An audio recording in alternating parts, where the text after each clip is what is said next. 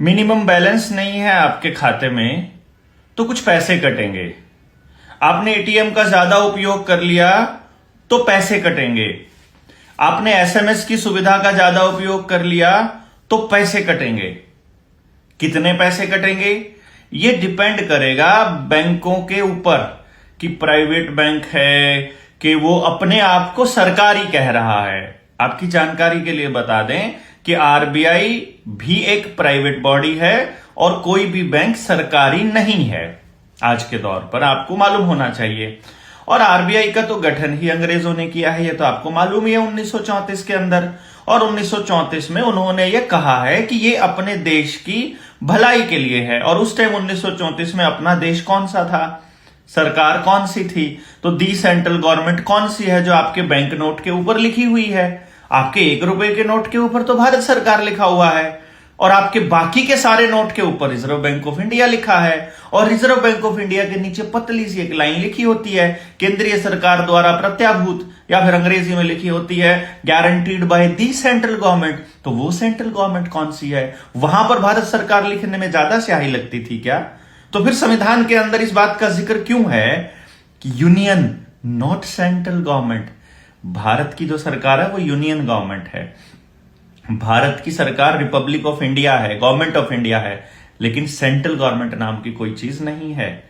अब कितने पैसे कटेंगे? मिनिमम बैलेंस अगर आपने नहीं रखा है अपने खाते में तो 2018 से लेकर 2023 तक कुल 21,000 करोड़ रुपया काटा गया आपके खातों से। अगर आपने एटीएम का ज्यादा उपयोग कर लिया है तो 8200 करोड़ रुपया, जो मैंने 21,000 करोड़ रुपया बोला है, अभी 8200 करोड़ रुपया, 8,200 करोड़ रुपया काट लिया एटीएम के उपयोग से। और एसएमएस का अगर आपने सुविधा लिया है तो उसके लिए आपको टोटल पे करने पड़े हैं 6,200 करोड़ रुपया। ये बात वित्त राज्य मंत्री डॉक्टर भागवत कराड़ ने संसद में लिखित में जवाब देते हुए बताया है। अब आपको जानना होगा कि ये जो पैसा है ये किसके खाते से कटा है। सीधी सी बात है, जिसने बैंक में खाता नहीं खुलवाया उसके खाते से नहीं कटा है, और जो मोटी अमाउंट कमाते हैं, जो बहुत पैसा कमाते हैं, उन्होंने भी ये पैसा नहीं कटवाया है, क्योंकि उनका खाता भी कभी मिनिमम बैलेंस के लेवल पर नहीं जाता है। कोई आदमी जितना कमा रहा है उससे ज्यादा खर्च कर रहा है, ये केवल मध्यम वर्गीय परिवारों में ही होता है कि कई बार खर्चा इतना ज्यादा हो जाता है, कोई अचानक से खर्चा आ गया, बच्चे की पढ़ाई का खर्चा आ गया, कोई एडमिशन का आ गया, कोई किताब गुम हो गई, कोई फोन गुम हो गया, तो बजट से बाहर चीजें चली जाती हैं। और जब चीजें बजट से बाहर चली जाती हैं तो उस व्यक्ति को अपने खाते से पैसा निकलवाना पड़ सकता है। तो जो क्वार्टरली बैलेंस मेंटेन करना होता है 3 महीने में, वो कई बार वो नहीं कर पाता, क्योंकि जब तनख्वाह आती है आते ही वो खर्च हो जाती है। तो एक मध्यम वर्गीय परिवार जिसका घर भी नहीं चल रहा है क्योंकि उसे बैंक से पैसे निकलवाने पड़ रहे हैं, अब तो हर पैसा ट्रांजैक्शन जो है, हर जो ट्रांजैक्शन है उसको उन्होंने ट्रैक करना शुरू किया है ना। तो वो कह रहे हैं कि बैंकों के थ्रू ही होगी, यूपीआई आईडी के जरिए होगी, आप कैश नहीं रख सकते हैं, कैश हैंडलिंग चार्जेस आपको अलग से पे करना पड़ता है। उसका तो मैं जिक्र ही नहीं कर रहा हूं। अगर आपने अपने अकाउंट में कैश ज्यादा जमा करवाना और निकलवाया है तो उसका भी पैसा कटता है। आप क्रेडिट कार्ड की पेमेंट कैश से कर रहे हैं उसके भी ज्यादा पैसे कटते हैं, वो मैं अभी जिक्र नहीं कर रहा हूं। ये जो 35,500 करोड़ रुपए की मैंने बात की है ना, ये तो सिर्फ 3 सर्विसेज के हैं कि एवरेज जो क्वार्टरली बैलेंस है वो मिनिमम जो बैलेंस है वो मेंटेन नहीं हुआ है, एटीएम का प्रयोग ज्यादा हुआ है, या एसएमएस की सुविधा ली है। बाकी का कैश हैंडलिंग चार्जेस मैंने इसमें इंक्लूड नहीं किया है। तो अब आप सोचिए कि ये मध्यम वर्गीय परिवारों से अगर 35,500 करोड़ रुपया सरकार लूट चुकी है तो क्या ये किसी कानून के तहत है? अब ये अगला सवाल बनता है, क्या इसका कोई कानून है?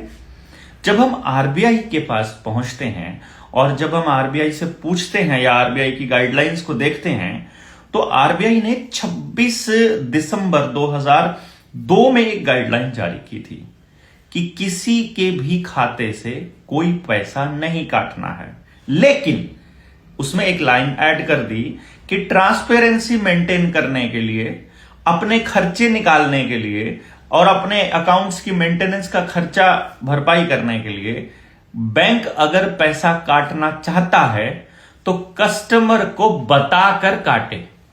यानी अगर आपके पास एक चिट्ठी आ जाएगी, आपके पास एक एसएमएस अलर्ट आ जाएगा कि कल से आपका इतना पैसा कटा करेगा, तो अब आप कुछ नहीं कर पाएंगे। अपने ही पैसे को जमा करवाने का भी पैसा आप दोगे और अपने ही पैसे को निकलवाने का पैसा भी आप दोगे। लेकिन अगर आप ट्रांजैक्शन कर रहे हो चेक के जरिए, आप ट्रांजैक्शन कर रहे हो अगर मतलब कैश ना हो जिसमें इन्वॉल्व, मतलब एनईएफटी करवाना हो, आरटीजीएस करवाना हो, आपको मतलब पेमेंट जो है वो ऑनलाइन ट्रांसफर करनी हो, तो फिर आपसे कोई पैसा नहीं लिया जाएगा। लेकिन अगर आप कैश में डील कर रहे हो कहीं पर भी, तो आपसे पैसा कटेगा। ये खेल यहां से शुरू होता है कि आपको पैसे की जरूरत कम से कम महसूस हो और आप उन डिजिट्स को ही पैसा मानने लग जाओ जो बैंकों में लिखा हुआ है। और धीरे धीरे जैसे 2000 का नोट गायब हुआ, वैसे ही 500 का नोट भी गायब हो जाए, वैसे ही 100 के पुराने नोट भी गायब हो चुके हैं, वैसे ही धीरे धीरे बाकी के नोट भी गायब हो जाएंगे। आपके पास छुट्टा नहीं मिलेगा। देखिए ना, 500 का नोट मार्केट में रहेगा क्योंकि 500 के नोट की जरूरत रहती है। नीचे से छोटे नोट गायब हो जाएं, अगर 10 का, 20 का, 50 का और 100 का, तो आपको खुले पैसे रखने में दिक्कत होगी। अगर आप खुले पैसों का निपटारा करना चाहते हो तो आपको यूपीआई से पेमेंट करनी पड़ेगी। जब आप यूपीआई से पेमेंट करने लग जाओगे तो आप डिजिट्स को ही पैसा मानने लग जाओगे। जब आप मोबाइल से पैसा ट्रांसफर करोगे और जब आप डिजिट्स को ही पैसा मानने लग जाओगे तो ये उस डिजिट्स को ही सीबीडीसी में कन्वर्ट कर देंगे, और सीबीडीसी में जब रुपए का नाम बदलकर ई रुपया रख देंगे, और फिर रुपए के पीछे जो स्टैंडर्ड है उसकी डिमांड आप कभी नहीं कर पाओगे। और जितने लोगों का जितना कर्जा होगा उसको उतने ही क्रेडिट स्कोर में डाल देंगे, और उसी का नाम होगा सोशल क्रेडिट स्कोर। अब ये बात आपको समझ में अगर नहीं आ रही है तो आपको क्या समझ में आ रहा है? ये समझने के लिए क्या, इसके लिए बहुत बड़ा दिमाग लगाना पड़ेगा। ये बहुत कॉमन सेंस की बात है। ये बहुत पहले बोल चुके हैं कि हम सीबीडीसी लेकर के आने वाले हैं और इसको कोई नहीं रोक सकता है। लेकिन हम क्या कह रहे हैं, जनता सरकार मोर्चा वाले, इसको देश की जनता रोक सकती है। अगर देश की जनता को यह पता चल जाए कि असली धन क्या है, ये डिजिट्स के बदले आपकी मेहनत को आपसे ले रहे हैं। आप सुबह से रात तक पागलों की तरह काम करते हैं और फिर आखिर में इनके खाते में ट्रांसफर करना पड़ता है आपको। चाहे कंपनी हो कोई भी, घर में जितना सामान आ रहा है सब कंपनी का आ रहा है, घर जीवन में जितना काम हो रहा है सब कंपनियों को जा रहा है, तो जितना भी पैसा हम कमा रहे हैं वो सब कंपनियों को जाके ट्रांसफर हो रहा है। और आप उसे क्वालिटी लाइफ बोल रहे हैं। क्वालिटी लाइफ होती है आप प्रकृति के कितने नजदीक हैं, आपका मिट्टी से कितना गहरा संबंध है, आपका अपने लोगों से कितना संबंध है, आप दिन में हंसते कितने हैं, आप खुश रहकर काम करते हैं, आप समाज में रहते हैं कि समाज से कटे हुए रहते हैं। आपके ऊपर टेलीविजन का, स्क्रीन का, फिल्मों का या मोबाइल का कोई भूत सवार तो नहीं रहता है। कहीं कोई वर्चुअल रियलिटी तो आपके दिमाग के ऊपर हावी नहीं रहती है। कहीं आपको कोई अननेसेसरी की चीजों का डर तो नहीं लगा रहता है। तो फिर आपकी जिंदगी खुश नहीं है। सड़क पे चलते हुए अगर आपको ऑनलाइन चालान का खतरा लगा रहेगा, अगर आपको हर समय ये ध्यान रहेगा कि मेरे किस चीज के ऊपर चालान कट जाए, मेरी गाड़ी की हेडलाइट ठीक नहीं है, मेरी गाड़ी के नंबर प्लेट ठीक नहीं है, मेरा अकाउंट बैलेंस ठीक नहीं है, मेरे लोन की किस्तें कटनी बाकी रहती हैं, मेरे परिवार में झगड़ा हो रहा है, मेरे बच्चों को मोबाइल की आदत पड़ी हुई है, ये सब चीजें अगर आपके दिमाग में हावी रहेंगी तो आप खुश कैसे रहेंगे? और जब आप खुश नहीं रहेंगे तो अपने परिवार को खुश कैसे रख पाएंगे? और जब आपका परिवार खुश नहीं है तो फिर आपके जीवन का मतलब क्या है, ये समझना पड़ेगा। अगर आपको असली धन की तरफ जाना है तो आपको जानना पड़ेगा पशुधन असली धन है, उत्पादन असली धन है, जमीन असली धन है, आप असली धन है, हम असली धन है, ये समाज असली धन है, ये डिजिट्स धन नहीं है। और जमीन को हथियाना कॉरपोरेट्स का अगला टारगेट है और ये किसी भी कीमत पर एक्वायर करेंगे। आपके बच्चों को विदेश भेजने के नाम पर, आपको मोटी रकम देने के नाम पर 1 करोड़ रुपया दे देंगे। 1 करोड़ रुपया बैंक से निकलवा कर दिखाइए, कैश ही नहीं है बैंकों के पास। अभी आपने आज का प्रकरण सुना, आज 4 तारीख है, 4 दिसंबर। आज का प्रकरण सुनोगे तो आपको पता चलेगा। पलवल की जो टीम है, नूंह की जो टीम है, अपने जो जनता सरकार मोर्चा के साथी हैं भाई सोमदेव, उनको उनको बैंक में जाकर के बैंक वालों से सवाल पूछना था कि तुमने गाड़ी उठाई कैसे। उनके एक साथी हैं प्रदीप, उनकी गाड़ी को उन्होंने उठा लिया। कैसे उठाया? देखो, मैं जो बात हमेशा से कहता आ रहा हूं, इसको समझिए आप। उसकी गाड़ी को कैसे उठाया कि ये किसके किस्तों के इसके नाम है गाड़ी, प्रदीप के नाम है। गाड़ी कोई और चला रहा था, उसका कोई दोस्त था, रिश्तेदार था कि कौन था, आई डोंट नो, लेकिन कोई और चला रहा था। उससे पूछा गाड़ी किसकी है? बोला प्रदीप की है। किसके नाम? प्रदीप की है। इसकी किस्तें नहीं जमा हुई है। उसने कहा जी मुझे तो पता नहीं, मैं तो मांग के लाया हूं, बात कर लीजिए। प्रदीप से बात करी।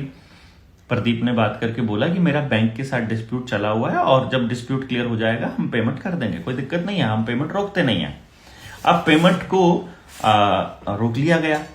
अब रोक लिया गया तो बैंक का जो रिकवरी एजेंट था उसको मालूम है कि जनता सरकार मोर्चा को पता है कि जब बैंक के साथ डिस्प्यूट चल रहा है तो गाड़ी को नहीं रिकवर कर सकते, लेकिन उस पर्टिकुलर बंदे को नहीं मालूम था। उसने क्या किया, चुपचाप गाड़ी की चाबी उनको पकड़ा दी और उनके कागज पे साइन कर दिए कि ले जाओ, हमें क्या, मालिक की गाड़ी है, ले जाओ। अब हमारे पास खबर आती है कि उसकी गाड़ी तो उठा ली। अरे ऐसे कैसे उठा ली? वो बोले उसने खुद ही दे दी चाबी। अब खुद दे दी तो हम क्या कर सकते हैं भाई। लेकिन फिर भी सोचा बैंक वालों से पूछने चलते हैं। बैंक वालों के पास गए, मेरी बात हुई सोमदेव से। उसने कहा कि हम जा रहे हैं भाई जी। तो मैंने कहा एक काम करना, जब आप वहां जाओ तो पहले 112 पे कॉल करके जाना, क्योंकि ये झूठे आरोप लगा देंगे। 112 पे कॉल करी तो बैंक वालों के साथ तुम्हारा डिस्प्यूट है, हम नहीं आएंगे, ऐसा कहकर पुलिस चौकी जो थी वो राजस्थान की कोई चौकी थी, मैं उसका नाम मेरे दिमाग से निकल गया, उसकी मेरे सामने लिखी हुई पड़ी थी, मैं अभी दिमाग से निकल गया उसका। वो चौकी इंचार्ज जो था वो डीग में पड़ता है, मतलब थाना कौन सा था, आई डोंट रिमेम्बर, मैं लिख दूंगा इसमें। तो वो थाना का जो प्रभारी है उससे जब हमारी बात होती है तो हमने कहा कि आप हाँ इसी में यहीं पर लिखा हुआ है, ये ध्यान आया मुझे, कामा चौकी है ये। कामा चौकी का जो इंचार्ज था वो नहीं आया। अब जब हमारे साथी वहां पर पहुंचते हैं बैंक में, जो कि मतलब एक प्राइवेट फाइनेंसर था, उसके पास जब हम पहुंचते हैं तो उनसे पूछा गया कि तुमने गाड़ी उठाई कैसे। तो वो कहता है कि वो झगड़ा आपने देखा होगा, मैंने अपने फेसबुक के ऊपर ही मैंने शेयर किया हुआ है, और उन्होंने पुलिस बुला ली। पुलिस सामने से बैठ के कह रही है कि मुझे हमें पूरा मसला समझाओ, आओ थाने में आ जाओ और हमको पूरा मसला समझाओ। वो पूरा मसला समझाने के लिए पहुंच जाते हैं और वहां जा करके बाकी लोगों को बाहर निकाल के और 2 लोगों को गिरफ्तार कर लिया जाता है। फिर हमने एसपी से बात की। एसपी से बात करके बोला कि तुमने गिरफ्तार कैसे कर लिया और ये मसला ऐसा क्या था, और वो बोल रहा है कि 151 में गिरफ्तार कर लिया। वो कह रहा है कि खुंदक है, तुम्हारा बहुत शिकायत आ रहा है, और ये हमको पहले से मालूम है कि जनता सरकार मोर्चा के लोगों से खुंदक तो ये खाएंगे ही, क्योंकि बैंक वाले हो सकता है कि चौकी को रिश्वत पहुंचाते हो सकता है कि उनको हफ्ता जाता हो कि तुमको हमारे मसलों में नहीं पड़ना है। अब जब बैंक मैनेजर भी था और हमारे साथी भी थे तो बैंक मैनेजर को भेज दिया और हमारे साथी को पकड़ लिया। जब एसपी को फोन किया, एसपी बोला मैं संज्ञान लेता हूं। अब एसपी संज्ञान लेता है तो फिर वो बोलता है जी हमने तो इसको अरेस्ट दिखा दिया है, तो फिर अब हमको एसडीएम कोर्ट में पेश करना पड़ेगा। तो अभी एसडीएम कोर्ट में पेश करके उनको छोड़ दिया दोपहर बाद तक। लेकिन पंगा क्या है, जो सबसे बड़ा पंगा है वो क्या है कि जिसका केस था, हम कह रहे हैं कि यहां से निपटने के बाद सीधे बैंक के दफ्तर फिर से जाइए, पुलिस को मैसेज कर दीजिए, मेल कर दीजिए कि हम वहां जा रहे हैं और अब हम धरना देने जा रहे हैं। तो जिसका केस था वो बंदा बोलता है मेरे घर में तो शादी है, मैं तो वहां जा रहा हूं, आप बैठिए धरने पर। केस किसी और का है, धरने पर कोई और बैठेगा, ऐसा कैसे हो सकता है भाई। इसीलिए हम आपको यह कह रहे थे कि जिसका भी आवेदन लगाना हो उसको पहले पूरी तरह से ट्रेनिंग तो दे दीजिए कि उसको लड़ना कैसे है। मसला जिसका है लड़ेगा तो वही ना। तो जो लड़ेगा उसी के साथ तो जनता सरकार मोर्चा खड़ा होगा। किसी और की लड़ाई हम लोगों को नहीं लड़नी है, ये सारे साथी जान लें। और इसीलिए हमने कहा था, तो अभी हम प्लान कर रहे हैं, ये जो फ्राइडे आने वाला है, आज 4 तारीख है, तो ये समझिए कि 10, 9 और 8 यानी 8 तारीख का फ्राइडे पड़ेगा। तो 8 तारीख से लेकर 8, 9, 10 की हम ट्रेनिंग रखने का प्लान कर रहे हैं। और ये भिवानी में हम प्लान कर रहे हैं, रोहतक भिवानी के आसपास का किसी एरिया में, आपको बता देंगे। आप अपने जो साथी हैं, अपने जिले के जो साथी हैं, उनसे संपर्क कर लीजिए कि इस ट्रेनिंग में मैक्सिमम लोग आए।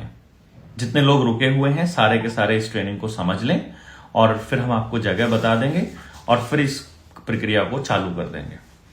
ये ट्रेनिंग करने के बाद फिर हम पूरे हरियाणा में एक धन्यवादी दौरा निकालने वाले हैं। तब तक आप सारे साथी अपने अपने जिले के उन साथियों को चिन्हित कर लें जो 19 नवंबर की रैली में पहुंचे थे, और फिर उसके बाद हर जिले में जो जो गांव के साथी अपने गांव में प्रोग्राम करवाना चाहते हैं, उस धन्यवादी दौरे में वो प्रोग्राम्स, वो उस गांव के कार्यक्रम भी हम करते जाएंगे और नए लोगों को जोड़ते जाएंगे। तो चाहे वो 1 महीना लगे, चाहे 2 महीने लगे, इस पूरे की पूरी यात्रा में पूरे हरियाणा को हम लोग कवर करने की योजना बना रहे हैं। इस दौरान आप अपने लोकल जो मीडिया के साथी हैं उनसे भी संपर्क कर लीजिए। अब हम ओपन में आ चुके हैं। अभी तक हमने जितना काम किया है 2 साल में, हमने कहीं किसी को पहले से नहीं बताया कि हमारा शेड्यूल क्या रहेगा। हमने कहीं पर नहीं बताया कि कार्यक्रम कहां होगा, ट्रेनिंग कहां होगी। जो इंटरनल लोग जुड़ रहे थे उनको हमने जोड़ लिया। अब ओपन लोग जोड़ने की बारी है, और उसको संभालने के लिए डिस्ट्रिक्ट के साथी हैं।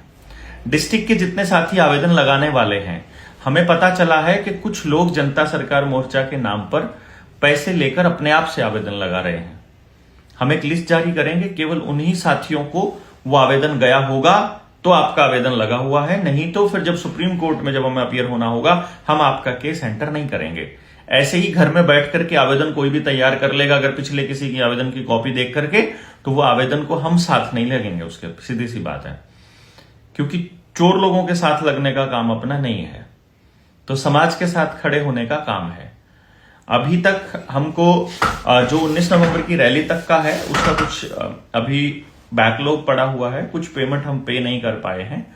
तो उसके लिए वक़्त फाउंडेशन का जो अकाउंट नंबर हमने दिया हुआ था, जो साथी पे कर सकते हैं वहां पे कर दीजिए सहायता राशि को। और जो भी आवेदनों से जो भी आप लोगों ने हमें सहायता भेजी थी, वो सब सहायता राशि तो ऑलरेडी बहुत पहले ही खर्च हो चुकी है। तो अगर हम आपसे रिक्वेस्ट करते हैं कि मेरे ख्याल से ये सारा पैसा समाज के लिए ही इस्तेमाल होता है, और वैसे भी सारे बैंक जो है वो उड़ने वाले ही हैं। अब हम ये नहीं कहते हैं कि आप हमें दीजिए, हम तो ये कह रहे हैं आप अपने एरिया में समाज को जगाने के लिए इस राशि का इस्तेमाल कर लीजिए। और ये बैंकों ने जो चोर बाजारी करी हुई है, अगर इसका मसला आपको समझना है तो डिस्क्रिप्शन में ये वीडियो दे रहा हूं मैं, इस वीडियो को देखिए, इसको समझिए, रुपए के खेल को समझिए। ये समझना बड़ा जरूरी है आपका। अगर फेसबुक पे आप ये वीडियो देख रहे हो तो कैप्शन में वो समझिए, क्योंकि वो वीडियो का लिंक से आपको मालूम पड़ेगा कि बैंक आपके साथ धोखा कैसे कर रहे हैं। जब तक आपको ये पता ही नहीं चलेगा कि वो रुपया किस तरह से फर्जी और हम आवेदन क्या लगा रहे हैं, तो आप इस लड़ाई को भी नहीं समझ पाएंगे।